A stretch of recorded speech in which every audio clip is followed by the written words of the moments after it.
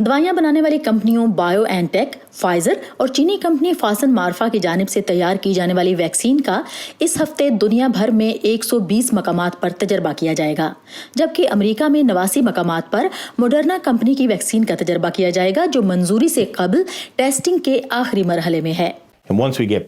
और जब ये इस मरहले से गुजर जाएगी तो हम इसे बड़े पैमाने पर तैयार करके आवाम के लिए फराहम करेंगे। इस हतमी मरहले में ये देखा जाएगा कि ये वैक्सीन कितनी मौसर और महफूज है। अगरचे नई टेक्नोलॉजी ने इसे कम तरीन मुद्दत में तैयार करने में बहुत मदद दी। ओहदेदारों का कहना है कि तमाम हिफाजती इक़दामात का ख्याल रखा जा रहा है और जो तजर्बात अभी हो रहे हैं वो इस सारे अमल का कलीदी हिस्सा हैं।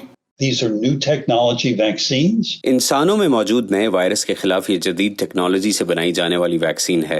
हमें इसको बहुत एहतियात से जांचने की जरूरत है। जिस मरहले में हम हैं, ये तीसरा मरहला है। इस तीसरे मरहले में हजारों मरीजों पर इस वैक्सीन का तजर्बा किया जा रहा है ताकि इसके साइड इफेक्ट्स को देखा जा सके। साइंसदान इस साल के आखिर तक नताइज की उम्मीद कर रहे हैं। ऑक्सफोर्ड यूनिवर्सिटी और दवासाज कंपनी एस्ट्राजेनेका की एक वैक्सीन भी तैयारी के तीसरे मरहले में है। मॉडर्ना और बायो एंड टेक की तरह ही ऑक्सफोर्ड की वैक्सीन ने भी इब्तदाई तजर्बे में रद्द-ए-अमल जाहिर किया था। हम नहीं जानते कि ये रद्द-ए-अमल कैसा होना चाहिए, लेकिन हम सिर्फ लोगों के मुदाफ़ियती निज़ाम के रद्द-ए-अमल को देखकर ये अंदाज़ा नहीं लगा सकते कि ये दवा कितनी मौसर होगी। इसका अंदाजा हम तीसरे मरहले के तजर्बे के बाद ही लगा सकते हैं। किसी किस्म के नताइज जाहिर करने से पहले ही बरतानवी हुकूमत ने कंपनियों को वैक्सीन तैयार करने के लिए लाखों डॉलर्स, जबकि अमेरिका ने करोड़ों डॉलर्स फराहम किए थे।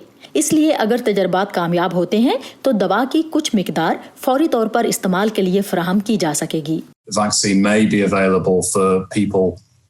मेरे ख्याल में इस साल के आखिर तक शदीद खतरे से 2-4 मरीजों के एक ग्रुप को बरतानिया में वैक्सीन फराहम की जाएगी, लेकिन सबके लिए नहीं।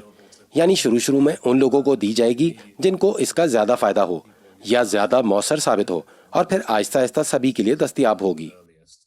अमेरिका के तिब्बी माहिरीन भी गौर कर रहे हैं कि पहले किसको वैक्सीन फराहम की जाए। शायद पहले सेहत के शोबे में काम करने वालों को। मुत्तहिदा अरब अमारात और ब्राजील में चीन की 2 कंपनियां वैक्सीन टेस्टिंग के तीसरे मरहले में हैं। दुनिया भर में तकरीबन 17 दीगर वैक्सीन इस वक्त इब्तदाई तजर्बाती मराहिल में हैं। माहिरीन का कहना है कि जितनी ज्यादा वैक्सीन होंगी उतना ही अच्छा है, क्योंकि मुमकिन है लोगों के मुख्तलिफ ग्रोहों पर इसके असरात मुख्तलिफ हों। स्टीव बारागोना के साथ सादिया ज़ेबरान झा, वॉइस ऑफ अमेरिका।